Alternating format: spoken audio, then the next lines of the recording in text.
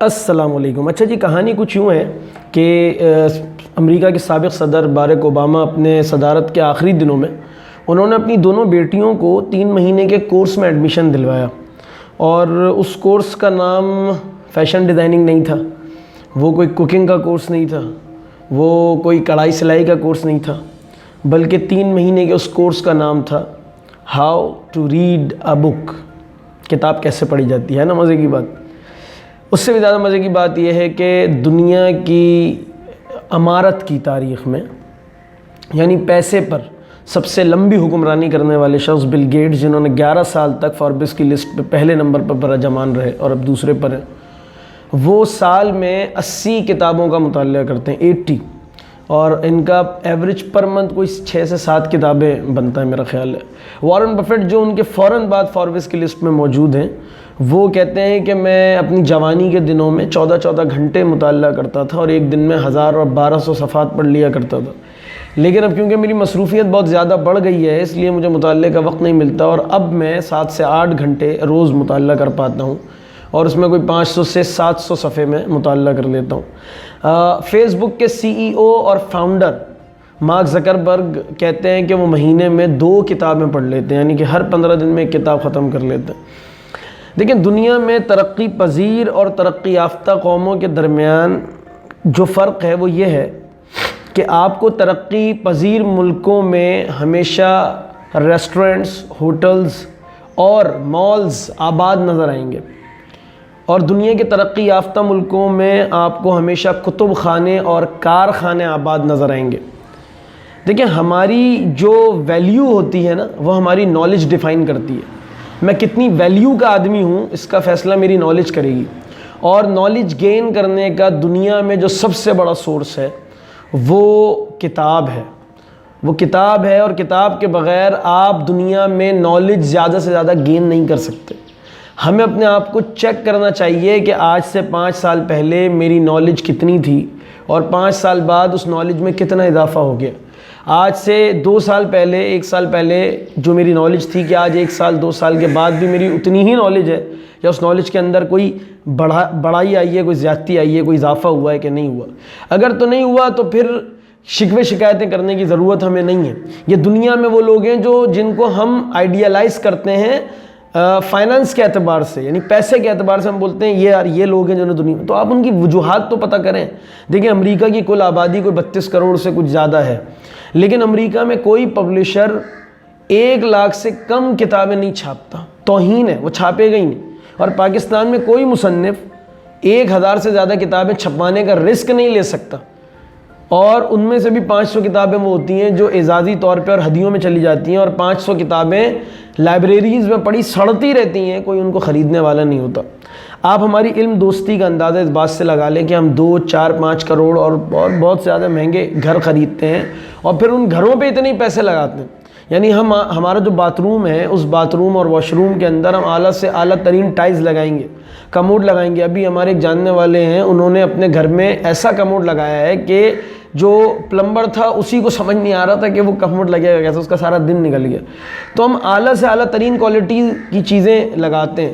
ہم اپنے گھر میں اعلیٰ بہترین سے بہترین ٹائل لگائیں گے، ہم صوفہ سیٹ لیں گے تو سب سے بہترین لیں گے، ہم کچن سیٹ لیں گے تو اعلیٰ ترین لیں گے، لیکن I'm really sorry to say ہمارے اتنے بڑے قبرستان میں نہیں ہوتی تو لائبریری کے لیے جگہ نہیں ہوتی تو کتابوں کے لیے جگہ نہیں ہوتی۔ حضرت امام غزالی رحمۃ اللہ علیہ فرماتے ہیں کہ جو شخص 3 دن سے زیادہ کتاب نہیں پڑھتا، اس کا دماغ مر جاتا ہے۔ اور یار، جو 3 دن کھانا نہ کھائے، پانی نہ پیے، آپ کا کیا خیال ہے اس کا جسم کیسے سروائیو کرے گا؟ یہ دماغ کی غذا نالج ہے، معلومات ہے، علم ہے، اور یہ علم کتابوں سے آتا ہے، اور آج ہم نے کتابوں کو چھوڑ دیا ہے۔ یورپ میں جب بچے 3، 4، 5 سال کے ہوتے ہیں، تھوڑے بڑے ہوتے ہیں، تو پیرنٹس سب سے پہلا کام یہ کرتے ہیں کہ اپنے بچوں کو کتابیں ایشو کروانا سکھاتے ہیں لائبریری سے۔ اور ہمارے یہاں جب بچے کی اس ایج کو وہ آتا ہے تو ہم اس کو کوئی ٹیب، کوئی موبائل ہاتھ میں دے دیتے ہیں، اس کو وہ بلکہ اب تو خرید کے دینے کا رجحان ہو گیا۔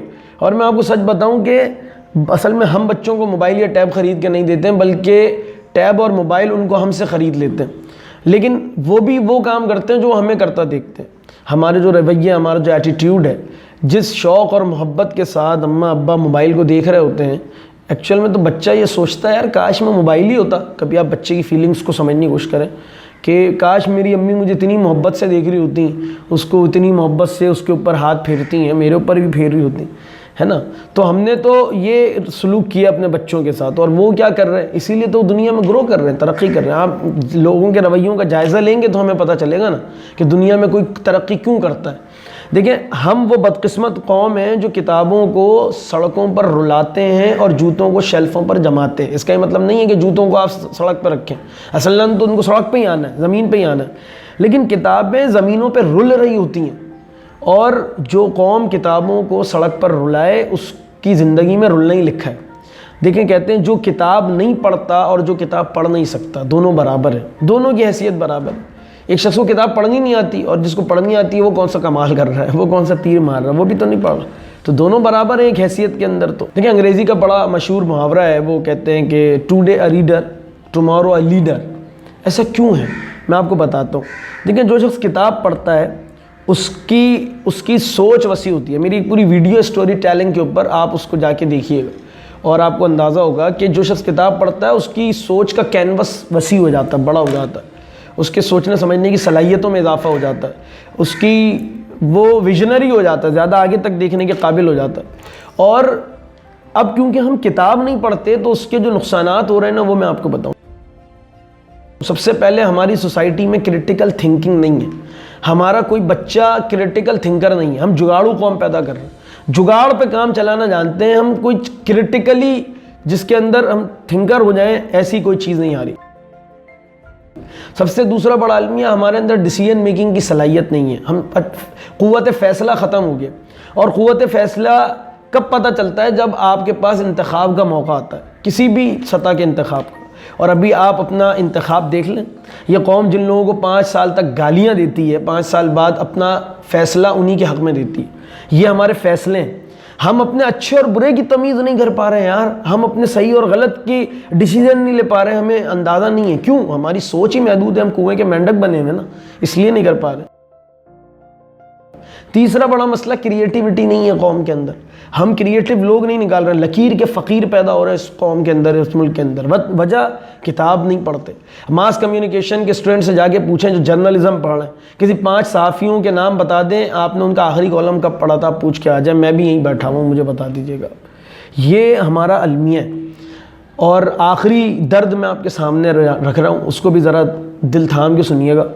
ورلڈ کلچرل اسکور انڈیکس، جو انڈیکس جو کہ دنیا میں مطالعہ کرنے والی قوموں کے بارے میں ریسرچ رپورٹ دیتی ہے، اس کی 2017 کی ریسرچ رپورٹ کے مطابق دنیا میں جو تیسرے نمبر پہ جو قوم سب سے زیادہ مطالعہ کرتی ہے اور فی گھنٹہ اوسط کے اعتبار سے، اس میں چین تیسرے نمبر پر ہے، چائنا دوسرے نمبر پر تھائی لینڈ ہے، اور پہلے نمبر پہ کون ہے؟ ہمارا اور آپ کا ازلی دشمن ہندوستان پہلے نمبر پر اس ریسرچ رپورٹ کے مطابق پہلے نمبر پر موجود ہے۔ وہاں اتنا مطالعہ کیا جاتا ہے، 10 گھنٹے فی فرد فی اوسط جو ہے وہاں پہ مطالعے کا ریشو ہے۔ وہ کون ہے؟ یہ ہمارے دشمن ہیں جن کے بچوں کو ہم نے پڑھانا ہے۔ تو عزیزوں دوستوں، گزارش یہ ہے کہ دشمن کا بچہ بہت پڑھ رہا ہے، آپ یقین کریں بہت پڑھ رہا ہے، اس کی ضرورت نہیں ہے۔ ہم اپنے بچوں کو یا تو پڑھا لیں یا اپنے بچوں کو دشمن کا بچہ سمجھ لیں، تو عین ممکن ہے کہ ہم بھی اپنے بچوں کے لیے کتابوں کے دروازے کھولنے کے قابل ہو جائیں گے، ان کی سوچوں کو بھی بڑھا سکیں گے۔ بہت شکریہ، امید ہے ویڈیو پسند آئی ہوگی، اگلی ویڈیو میں آپ سے ملاقات ہوگی، تب تک کے لیے اپنا بہت خیال رکھیے گا، اللہ حافظ۔